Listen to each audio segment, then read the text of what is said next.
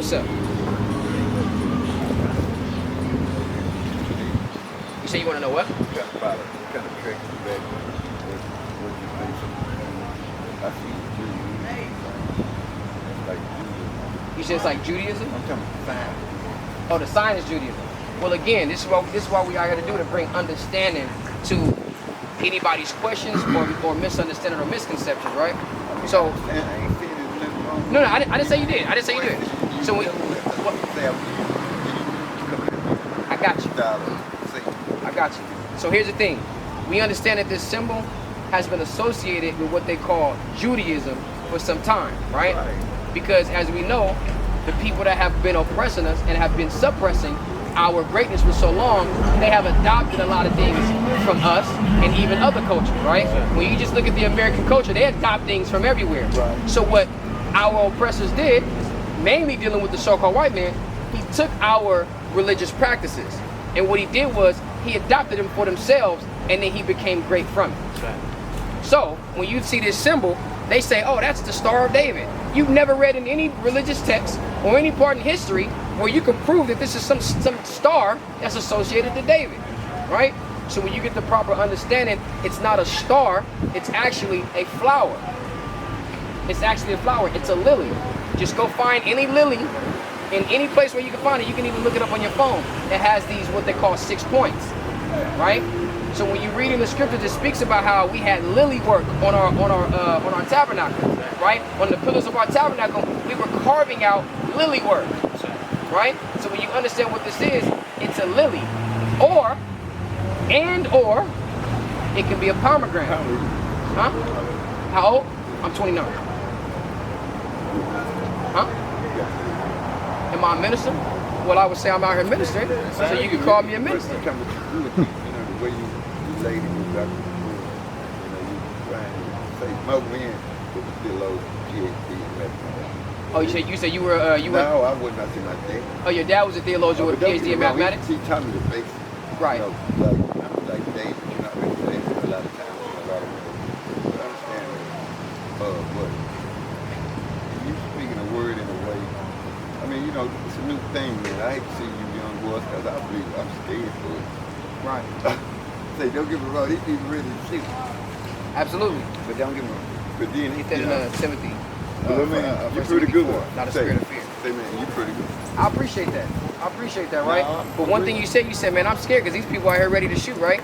Nobody wants to be the next George Floyd, Mike Brown, Tamir Rice. When a white man puts his knee on George Floyd's neck, we don't do a goddamn thing about it. Right. We sit here and go to the street and start asking and start begging. Right. When the last time you begged another black man that shot one of your homies, I'm begging you, can you please just tell me sorry? Right. Hell no. Niggas is ready to do what? You ready to strap up, we all finna ride out, and we finna go find either him or somebody he know, a homie of his mom, his sister, his baby mom. You gonna go find something. That's right.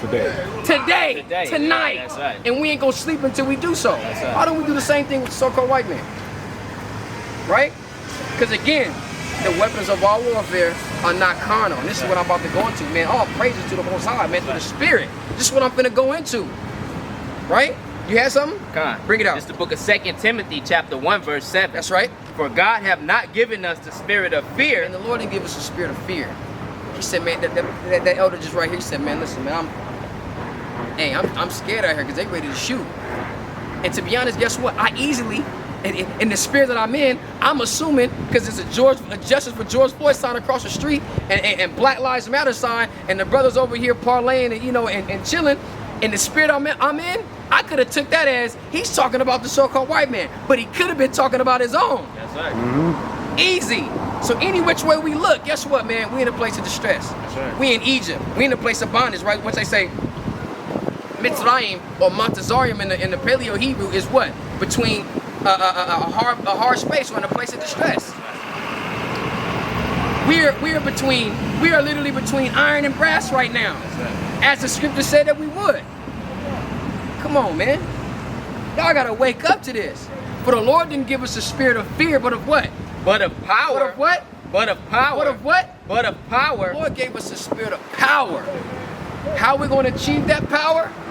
through the power that was given from the Most High, right? Through the power of the Most High. That's right. And in order to have that power, we have to conjure that power. That's right. How do we conjure such a power? We have to call on the name, man. We have to call on the Abanawa Yahweh. That's right. You got something?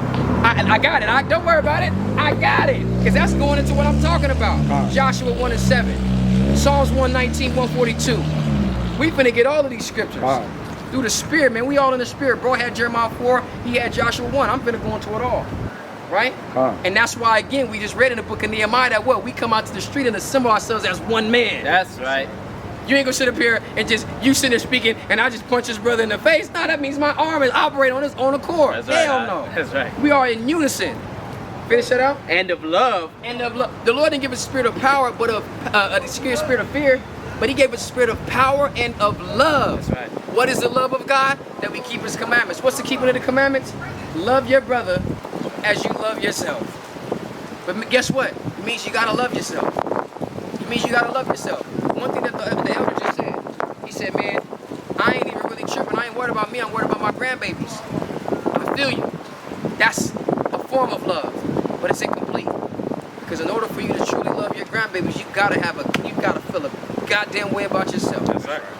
You gotta find it within yourself. Why? Because your grandbabies is only gonna take the information you're giving them with a grain of salt because you not living it. You not presenting yourself as the example. You want to take the knowledge that you've acquired and that you've procured over the years, and then you want to go and give it into the children, but then they're going to look at you like, well, why do you want me to follow it when you didn't? Right. Or when you aren't following it? This is why it's never too late. It starts with that hope that the brother has said, I hope so, I hope for it. That's the start.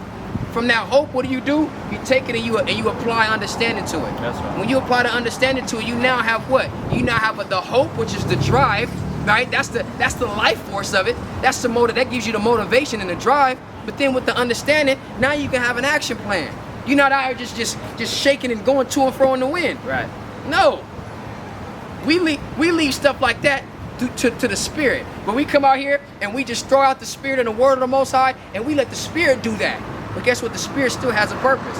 It's gonna fall on the ears, it's gonna fall on the deaf ears of the people that the Most High has saw fit. So it's all by design still.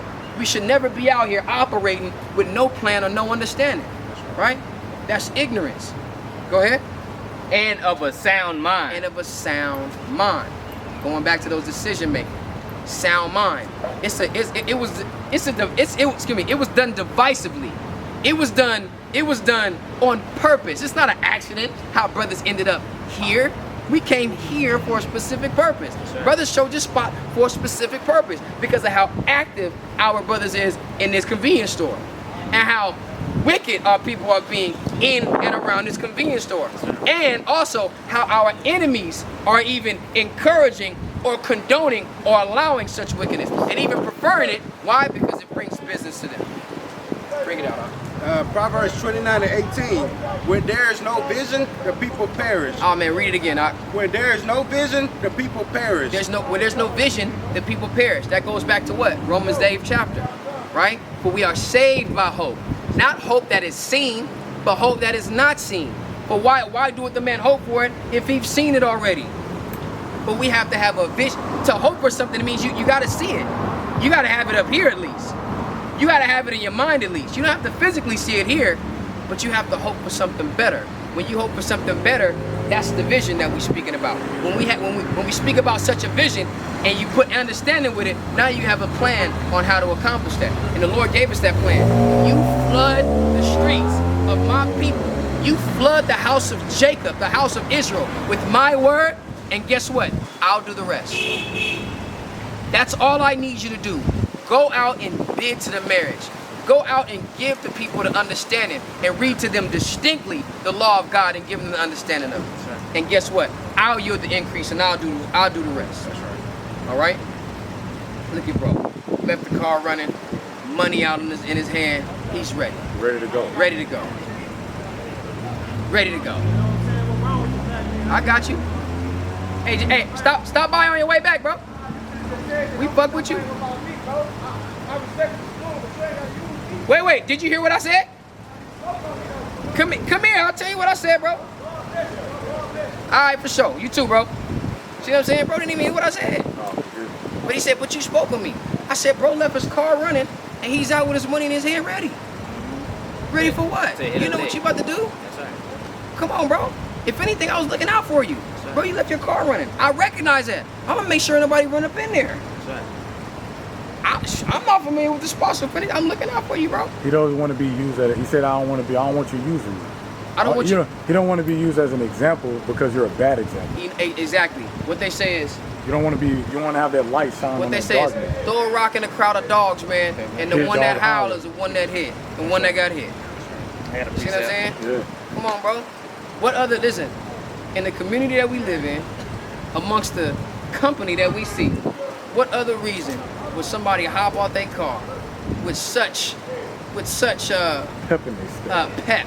Right, That right, was right. I'm talking about, that was perfect right there. With such pep, money out, but I'm supposed to think, nah, bro is out here to do something good. Give it Even charity. if you was going in there to just get you a soda, right? Even if you was just going in there to get you something, you don't even recognize what this dude is doing. But then guess what? You know what this damn devil, this damn heathen does for the community? He don't pump no money into the community. right. He allows you to paint on the side of his wall. I mean, side of his building. Okay, I'll let you paint on the side of my building. See that? Was this the area where the brother was from? See what I'm saying? Because I heard that the brother had left Houston. He had left Texas going, to better himself. See what I'm saying? And that's crazy that we out here. Because we seen where the brother was living at, or where the brother had got killed when he was in Minnesota. And it's like, they show love out there too. But here's the thing. Why do we show our brothers this type of love when they gone, man? We gotta show them this love before they gone. So he don't have to flee and go somewhere where he don't know nobody. He should be able to stay where he's at, man, where the community is looking out for him, community love him. But you can't feel like the community love you when they out here selling dope to you, man. When they out here gangbanging to you. When you can't even sit up and look out for a brother who got his car running and feel like, you know what I'm saying, a brother coming at you some way and try to down talk you, bro. Bring it out. It's the book of 1 John chapter 4 verse 20. If a man say I love God, The man says that I love God, and hateth his brother, but then he hates his brother. He So is real quick, so what type of hypocrite would I be to say that I love the Most High and I'm coming in the name and the spirit of the Most High, but then I sit around and show you hatred, and then showing you hatred is doing what? Is suffering or allowing you to operate in sin. That's not love if I allow you to do that. So what type of hypocrite, what type of piece of shit would I be to say that I love God, but then hate my brother? Go ahead. right. He is a liar. He's a liar. Read. For he that loveth not his brother, If you don't love your brother, whom he hath seen, who I'm watching you in the flesh and I can see you out. Right. I can see you, bro. If I can't love you, who I see, read. how can he love God whom he have not seen? How can you love the Most High who you don't see? How can you love the Most High who you don't see? But I see my brother and I'm saying, hey man, we don't need to operate in that. Right. We don't need to abide in these type of activities. Right. We don't need to abide in this type of environment. And that doesn't mean leave the environment. It just means clean it up. Right. Go back to that, dealing with the vision. Go back to that, dealing with the vision. See, again, our people got a vision. Our people definitely got a vision. But their vision involves staying here. And I don't mean in the hood. I don't mean, amongst darkness, or excuse me, not darkness, or amongst, the lowly. I'm saying America. Anytime a dude tells you, give me your 5-year plan. Whether you go for a degree or a dope, or you have your doctorate or you're a dope dealer. Your 5-year plan. What's your plan? What's your vision? And what happens? It's all about staying here in America, right? So that's what we about, man. All right. Hey, bro, I know you on your way, man, but the Black, Hispanic, and Native Indians are the Israelites. No, I didn't say disrespect. I'm saying the Black, Hispanic, Native Indians are the Israelites, man. We the gods of the earth, all right? Recognize that. Recognize that. We the gods of the earth. So again, if we the gods of the earth, why are we subjecting ourselves to a piece of the earth? Right. To a mere continent, as they call it. We ain't never called it no damn continent. Listen, this world, the dry land, right, was made for who? It was made for Enoch. All right? Right? The Enoch, the man of instruction. That's right. Who was given the instruction? The Israelites. That's right. In what? In what we call the law or the Torah in the Paleo Hebrew, which is the Thawara, meaning what? Directions or instructions. Right? There's two type of people, man. There's Leviathan and there's Enoch. I mean, there's two type of creation. There's Leviathan and then there's Enoch. Right? Enoch is the one that was given instructions.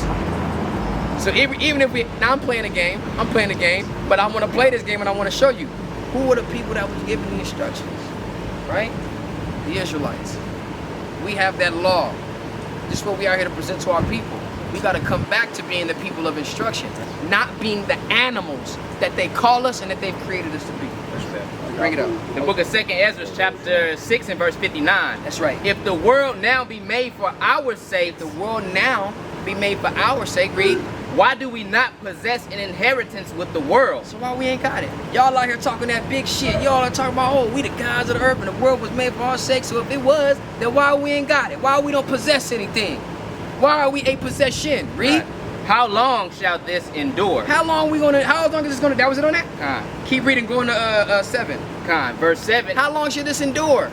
Chapter That's 7. Real quick, that's the question that you should be asking. That's right. And guess what? We got answers. Go ahead. And when I had made an end of speaking these words, there was unto me the angel which had been sent unto me the night afore. See what happens when you occupy yourself in the right train of thought? Now the angel then presents himself to you. That's right. And the angel of the Lord is never going to come to you on a vain mission just to sit there and shoot the shit and kick it with you. Right. The angel is always going to come either with a charge from the Lord, a vision for the Lord, or coming to do what? To invoke you, right? To influence you. Get off your ass and go and execute this vision that you had. Go ahead. And he said unto me, Up, Ezra, and hear the words. What did he say? Up, Ezra. Ezra, get your ass up, man. That's right. Get up. On the downstroke, everybody get up. This is what the angel came and told Ezra. That's right. Go ahead. And hear the words that I am come to tell thee. Get up and hear the words that I'm coming to tell you. Go ahead. And I said, Speak on, my God. Hey, speak on, my God. Please. Our people ain't doing that. Our people will hear it. Our people have the inclination. Our people that have that little thing buzzing in their ear, and they'll push it to the side like, nah, I'm straight. I'll deal with that later. That's right. Why? Because I'm on my way to re-up. I can't deal with that right now. Right. Because if I listen to that right now, I ain't gonna make it to the re-up. I ain't even gonna make it to the re-up. But I gotta make it to the re-up. My family's dependent on it. My mom is dependent. My kids are dependent. My baby mom dependent on it. Shit, I'm dependent on it. I got these rims that I was just trying to put on my '97 Civic. I gotta get a new starter. My starter went out. Gotta get that timing belt. Right. Right. And then once I get that, I'ma flip it. Right. I'ma sell it so that I can go and get that Altima. And then I'ma hold on to the Altima for a while. I'ma find a nigga, slip it, sell it to him, and then I'm gonna bounce that, bump that up to a Camry. Right. Then when I get my Camry, right, it's crazy. Go ahead. I got a free something. Bring it up. This is the book of Ecclesiastes, chapter 1 and verse 1. The words of the preacher, the son of David, king in Jerusalem. Vanity of vanities, says the preacher, vanity of vanities, all is vanity. It says vanity of vanities, right? It says the preacher in Jerusalem. All is vanity. Anything that we're doing in this life that we're living to stay where we're at, or even to try to prosper in the place that we're at, anything that we're doing outside of bringing the so-called white men down, raising up the black, Hispanic, and Native Indians, getting our land back, and reestablishing righteousness and the power and the name of the Most High on earth, if it ain't got nothing to do with it, it's vain. That's right. It's vanity. That's right. I don't care how clean it is. I don't care how nice. I don't care how good it smells. It's vanity. That's right. I don't care how soft it is. It's vanity, right? I don't care how good it makes you look. I don't care how much fear it puts in somebody else. I don't care how much respect it generates from you. If it's outside of the will of the Most High, the righteousness of the Most High, it's vanity. Go back to that what you had in 2nd Ezra. 2nd Ezra, chapter 7 and verse 2.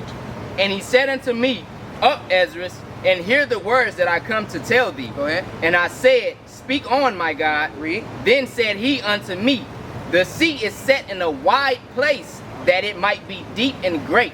It says the seat is set in a wide place, that it may be deep and great. Go ahead. But the entrance were narrow and like a river. But guess what? The entrance to this wide place is narrow. Read. Who then could go into the sea to look upon it and to rule it? Who? Now we're going to talk about who can even go into this place, right, of this seat to look upon it. Who's going to be able? Because it's in a wide place, but the entrance is narrow. So who can go in and even behold this place and to look at it and to see it? Read. If he went not through the narrow, how could he come into the broad? Hey, how you go? If you can't narrow everything down and then come into this broad, this abundant place of righteousness and blessings, you got to go through this narrow place first. You got to be able to consolidate your desires, consolidate all of your wants, and discipline yourself to a walk. That's how you're going to be able to obtain a broad, this broad world. We want the whole world, which is a broad place, but we can't even subject ourselves and discipline ourselves to basic principles and laws that the Most High has given us.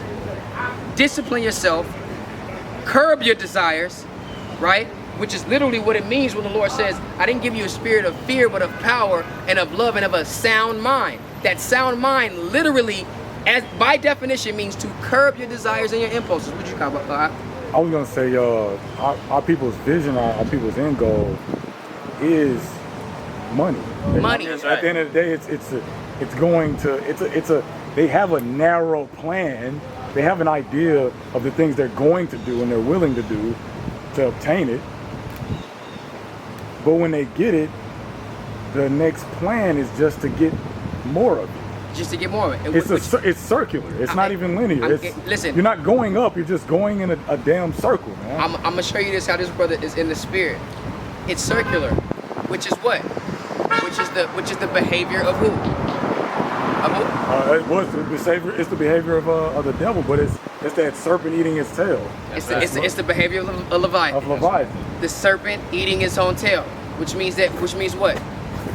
When you start at the point of a 360 degree shape, which we're talking about a circle, at the point that you start, whenever you start going, it means that you're always chasing that original point. That's right. He went nowhere. You went nowhere and you're going nowhere. Which means what? Which is why we liken it unto the spirit of the so-called white man, which is the wicked, because when you read in the book of Habakkuk, the 2nd chapter, it speaks about that wicked man never obtaining satisfaction. That's right.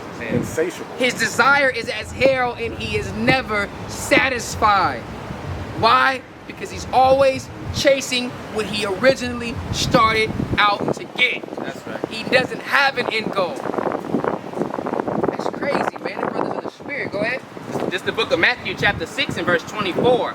No man can serve two masters. No man can serve two masters. For either he will hate the one Either you'll hate one and love the other. Either you want to be in, you can't be in the world and out of the world, because if you're in the world, at times you're gonna have to hate the Most High, and then and then at times you're gonna have to hate the world. You can't do both. Either you're gonna hate one and love the other, or what? Or Salat. For either he will hate the one and love the other. Go ahead. Or else he will hold to the one. Or you're gonna hold on to one, read, and despise the other. and despise you're gonna despise the righteousness of the Most High, trying to stay in the world. That's right. Or you're gonna despise the world, trying to hold on to the ways of the Most High. That's right. You can't do both. It's a conflict of interest. It's oxymoronic. That's right. Right? Read. Ye cannot serve God and mammon. Can't do both. So pick one. The Lord says he'd rather you be super cold or super hot rather than to be in the middle. Trying to do both. It's too much for you. You got that? Bring it out. Revelation 3 and 16. Now start at 15. I know thy works, and that thou art neither cold nor hot. The Lord says he knows your works. All of our people that's out here, the Lord said he knows your work, that you're neither hot nor cold. You in the middle. You got to pick a side. A lot of our people know that. They just tend to pick the wrong side. But they know, because they sit up and they tell you, when you come to them with the words of the Most High, they say, man, I ain't gonna lie, bro. I ain't gonna lie, my dog. I don't want to hear that, because I know what I'm out here doing. The Lord respects that more than being in the middle, but you still gonna receive judgment. You gotta make the right decision. Don't just make a decision, but make the right one. And again, we make that one off of knowledge, wisdom, and understanding. Read. I know that works, that thou art neither cold nor hot. That thou art neither cold nor hot. Right? You in the middle. You trying to do both. Your homies are looking at you crazy like, where you been? People in the congregation looking at you crazy like, where you been? And what you been doing. Come on. People in the world don't even really, they not even really tripping off you going to church or learning the Bible or going to camp. They're not worried about that. As long as you do the service to us, we don't care. Because you could be a hypocrite in the world. That's right. What purpose does lukewarm water have? What purpose does lukewarm water have? That's right. I mean, hot water can sterilize, it can clean you. Cold water can quench your thirst. That's right. Warm water is what? Is preference. Which means what? Lukewarm water is only a service to self. No preference. See what I'm saying? Whatever. Some people, like they say, room temperature. Right? But that's only a preference. Because if you sitting here parched, go walk through the Sahara Desert for 3 days and no water. And then you sit, I want a cold glass, okay? With the frosty sweat on it. I want no lukewarm. You ain't gonna go get no luke. If that's all you had, you'll take it. But you like, man, throw some ice in there, man. Throw some ice in that thing, man. Put that shit in the freezer. I'm gonna drink this hot shit. Put that in the freezer for a few minutes. Right. Let it chill, right? I remember me, Chief and Deacon, we was at damn Denny's. Damn devil said, I want a glass of milk, but before you pour the glass of milk, take the glass, put it in the freezer for 5 minutes, take it out, put the milk in it, then bring it out to me. He wants it, not only does he want the milk chilled, but I want the glass chilled as well. So like you said, what purpose does lukewarm serve? It's only by preference, which means what? If it's a preferential thing, it's only service itself. That's right. Right? Go ahead. I would thou were cold or hot. I would that thou were cold or hot, read. So then because thou art lukewarm, But because you're lukewarm, what happens? and neither cold nor hot, And you ain't gonna make a decision, you ain't gonna turn yourself cold nor hot, you wanna be in the middle, what the Lord gonna do? I will spew thee out of my The mouth. Lord says he's gonna spew you out, he's gonna spit you out. He's gonna cast you away, right? That's the judgment. We don't want that. All right, go back to that with the vision. What was that, Proverbs 29 and 8? 18. Come on, go ahead. Proverbs 29 and 18. Where there is no vision, the people perish. There's no vision, the people perish. But he that keepeth the law, happy is he. But he that what? He that keepeth the law, happy is he. He that keepeth the law, happy is he. Why is it that the man with no vision perisheth, but if you keep the law, you happy? Because again, the Lord had already promised us something. I don't even have to have a vision. When I'm in the Lord, I don't have to have a vision. I don't. The Lord gives me my vision. The same thing he just did to Ezra. The same thing he did to all of the other prophets. The Lord gives us the vision. The Lord gives us the increase. The Lord gives us the influence. But we have to commit ourselves to him first. Right? To be honest, shit, Cap just lied. We didn't even have to commit ourselves to the Most High first. He laid it out for us. We had to commit ourselves to him afterwards. I got it all laid out for you. If you do this, I'm giving you the land. I'm giving you the promise. I'm giving you the authority. I'm giving you all of the autonomy. Right? Now go follow my laws. I'll give the increase if you do these things, right? But he had already gave us a blessing. He had already delivered us out of Egypt. The Lord had already delivered us. We didn't do anything. Go ahead. This is the book of 1 Peter chapter 1 and verse 1. Peter, an apostle of Jesus Christ, to the scattered strangers throughout Pontus, Galatia, Cappadocia, Asia, and Bithynia. That's right. Elect according to the foreknowledge of God the Father. Come here, bro. I got you. All right, for sure. Elect according to the foreknowledge. It says the elect, the chosen, according to the foreknowledge, right, of the Most High. That's right. Meaning what? It's not our vision. This is the Most High's vision. He had prepared this before the foundation of the world. It's already been done. Go ahead. Of God the Father through sanctification of the Spirit unto obedience. Through the sanctification of the Spirit of obedience, right? That all we needed to do was be obedient. And this vision that he has for us, he's ready to give it to you. Go ahead. And sprinkling of the blood of Yahushua, grace unto you and peace be multiplied. And again, through the Hamashiach, through the blood of Hamashiach Yahushua, this is how we're going to receive these things, especially when we have disobeyed the Most High and put ourselves in the negative, when we don't put ourselves into a hole. The Lord gave us opportunity, man, where everything was just flat and cool, where we should have been in the negative. Think about it. We're coming out of Egypt. We should have been in the negative. We was making idols and shit. We was bowing down, trying to bow down unto him. Dancing around naked. We was dancing around, dealing with harlots and just all type of wickedness. And all the Lord told us to do, he says, listen, stop doing what y'all was doing in Egypt. Right. All right? Y'all can stop that. We good. I got you. I'm ready to give you the vision that I've laid out for you. But he had already delivered us. It just says what? We cried out unto the Lord. Why is it that in our wicked behavior, we cry out to the Lord, he gives us the deliverer. He gives us the deliverer. Then we got to be righteous in order to get that blessing. Because he's doing it out of pure love. He's doing it out of pure love and design, man. That's all it is. It's a design. I'm going to show you love. Now I need you to earn it. Right. Anything that comes after that, you got to earn it. You got to work for it. Because I ain't no dummy and I ain't no fool. And that's what our people keep doing. They keep trying to play the Most High for a fool. Like he's some young adolescent tramp, right? With a hot box. Some young hot box little chick out here. That's how we treat the Most High. The way that we treat them young women. All right, young, dumb, and immature. That was it on that in Proverbs 28? He had to show us what go back to that in working Jeremiah for. 4. Huh? He showed us the love to show us what love looked like, love what look it like. is. And you know what's cold? You know what's Know what I cold, mean? man? Because Tabernacle just passed, right? How was y'all's Tabernacle? Cool. So what happened is,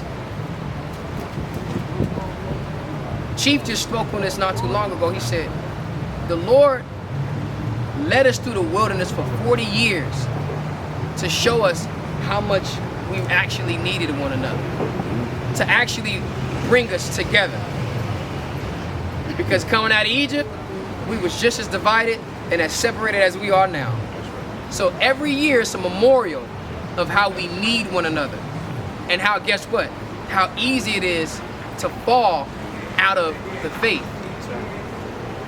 Right? Because when we dealing with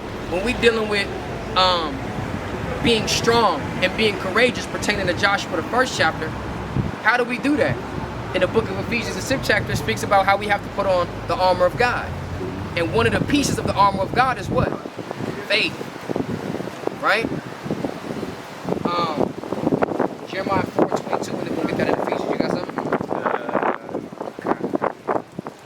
Book of Jeremiah, chapter 4, verse 22. For my people is foolish. Our people are foolish. Right? Our people are foolish. Read. They have not known me. They have not known the Most High. Read. They are sottish children. It says that they are sottish children, meaning stupid, meaning incompetent, right? Meaning almost act like they don't even have the ability, right? Read. And they have no understanding. And we have no understanding. Remember, I'm telling you, this is what I was saying earlier. We got no understanding.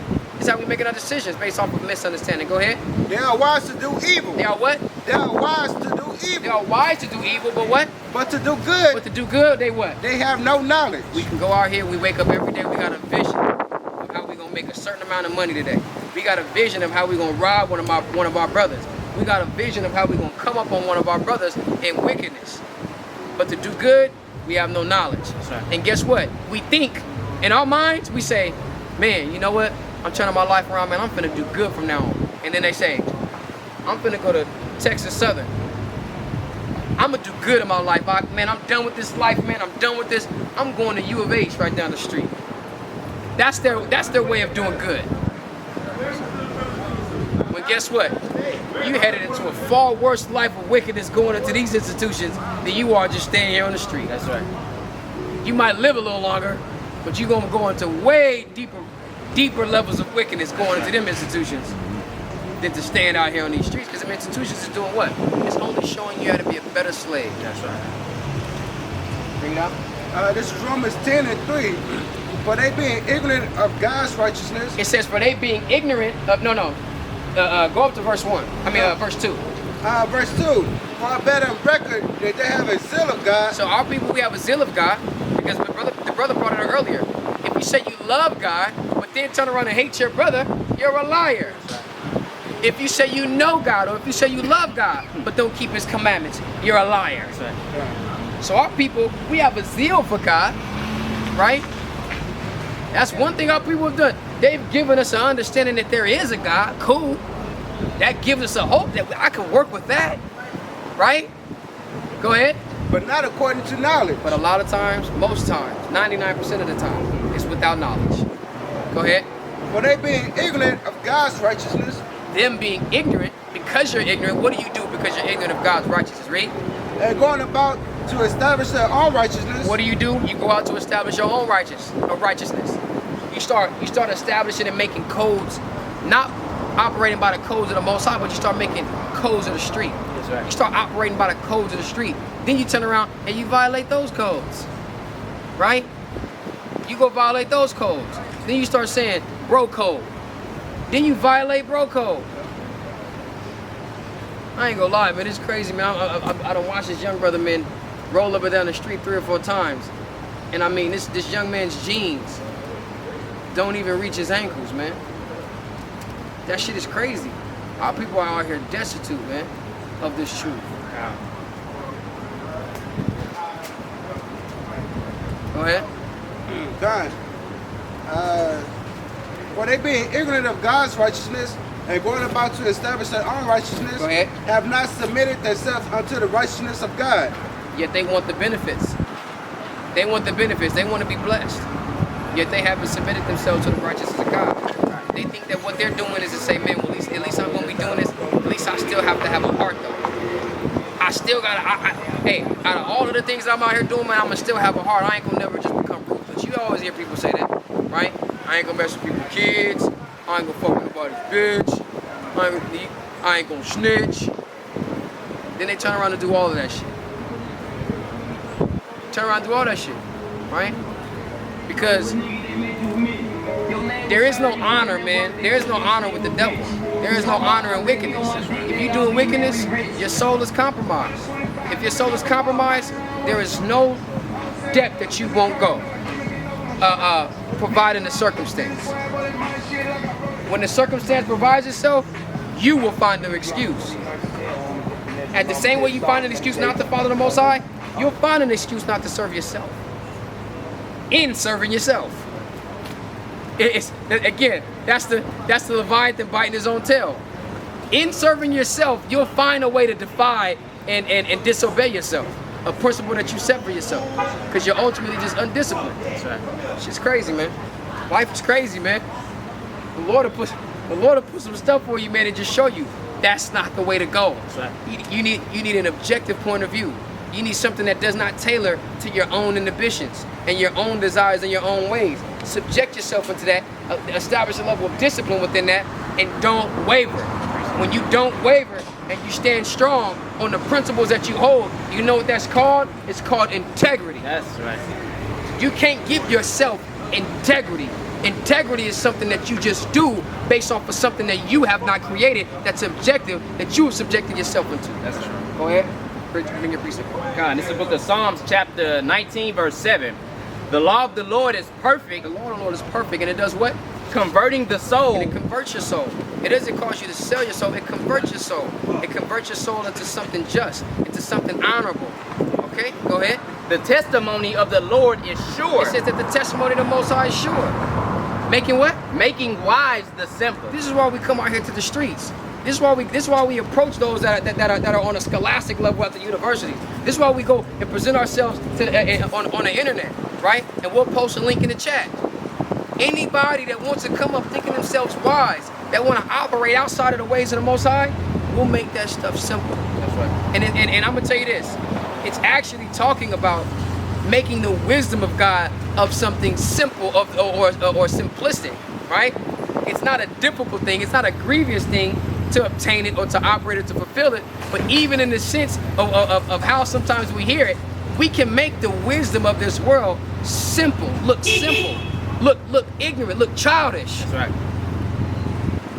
Because the wisdom of this world is foolishness with the Most High. That's right. Right? Go ahead. The statutes of the Lord are right. The statutes of the Lord are right, read. Rejoicing the heart. Rejoicing the heart. And our people, listen, everything that we're doing out here, it doesn't rejoice the heart. It makes the heart grow colder. It makes the heart grow weaker. it makes the heart grow more desperate. It makes the heart cry more.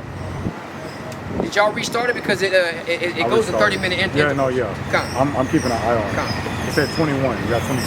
So it makes the heart grow colder. The book of Ephesians, chapter 6 and verse 1. Go ahead. Children, obey your parents in the Lord, for this is right. It says obey your parents in the Lord. Right? All right? Obey your parents in the Lord. Right? Which goes to show what? That you need to obey those that have watch over your soul.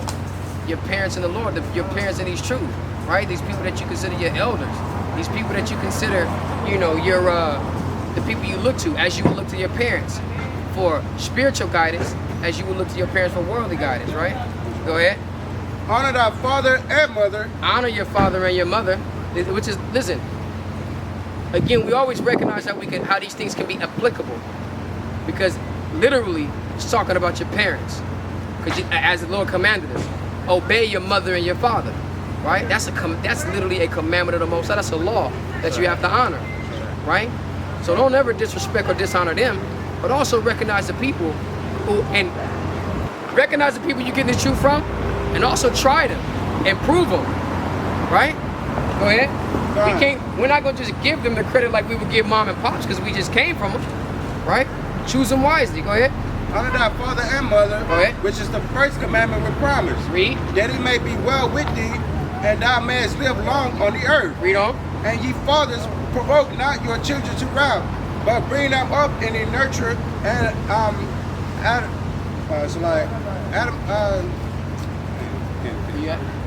admonition. Admonition. Yeah, admonition. Now. Read that back from the top. Okay. Because here's the thing. This is a perfect cut for, I don't believe in the Bible because it establishes gender roles. Now, it does. But what are the gender roles? Oh, you just want the woman to be barefoot, pregnant in the kitchen, cooking and cleaning, and that's all she can do. All right? I'm a strong woman. I'm an entrepreneur. Read Proverbs 31. All right? Bitch. Right. I'm gonna cut that, but, you know. Read Proverbs 31. You'll recognize and you'll see how the scriptures actually support that. But then what does it say is, oh, the man can just sit around and I gotta just sit up here and watch and raise these kids by myself. Read that verse 4. Verse 4. And ye fathers. And ye who? Ye fathers. So let's see what the role of a father is, because he just told us. Obey your children, obey your parents, honor your mother and father, which is one of our first commandments, that our days may be long on the earth, right? Parents, don't provoke your children unto wrath. And fathers, what are you supposed to do? And fathers, provoke not your children to wrath, but bring them up in nurture and admonition for the Lord. But bring them up in nurture. They always say, oh, you know, see, the woman has the nurturing spirit. Let me see that. Verse 4. Listen, it always says the woman has the nurturing spirit. It says that the fathers are supposed to bring up these children in nurture and admonition. It's not to take away from what the woman naturally does, but we have to possess, again, the wherewithal and the ability to do the same. Because a lot of times what happens is this is why people become mama's boys, or you know, they cling unto their mom, because the mom is sitting there ready to show them love and compassion and mercy, whereas the dad is always the stern one. Yeah, the dad's gonna be the disciplinarian. It's gotta be a balance between the two. Recognize that, man. As a father, this is the responsibility that you take. Also, as a father that you are to someone in this truth, you gotta be nurturing and be able to admonish somebody. To admonish is where the chastening comes in. As Yahweh is to us. Say it again? I said, as Yahweh is to us. As Yahweh is to us. He chastens us as well as loves us, right? What's up, bro? Niggas be looking over here like, what the fuck is going on? Ephesians 6, we was at verse 4, right? Let's look up this word admonition.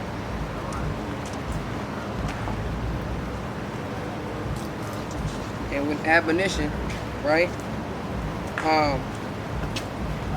It says calling attention to, mild rebuke or warning. It's mild rebuke. A lot of times fathers is out here going overboard, feeling like you just gotta sit up here and whip the kid's ass. Obviously, if you keep whooping the kids' ass, and he don't understand, then what do you have to do? You have to sit down and dealing with admonishment. It says mild rebuke and exhortation. What is exhortation? You gotta build this person up. You gotta give him that understanding. You gotta encourage him in a way. Sometimes you have to provide a level of incentive for your kid to do something. Sometimes you gotta sit up here and explain it to him so he understands what he's doing wrong and why and how he cannot get this ass whooping. Moms do the same thing. Boy, you was in there messing up at school. Boy, you was out there cutting up in the street. Come here, I'm finna whoop your ass. You know better. I mean, Mom, yeah, you told me, but I really don't know why. Why? Listen, Mom, why I got it? Because I said so. That's not exhortation. That's not encouragement. That's not giving. That's not edification. Which is to build this young man or young woman up. That's right. Just because I said so. Because not only do we want to serve ourselves, but we want somebody else to serve us too. And a lot of times with the sisters, if she can't get her man to serve her, then she wants this man to knock her up so she can give children so they can serve her. Because I said so. That's the craziest stuff in the world. We got to get out of that mentality and start to operate in a way in which we can harmonize together, right? Where we can operate and function together. That's right. It's just crazy. And when we don't do that, what happens? It goes back to the curses of Deuteronomy, the 28th chapter, which says our eye was going to be evil towards us. And towards who? And towards the remnant of our children. Whom what? Whom the man shall leave, and whom the woman shall eat for one of all things. Oh my God. This stuff is crazy.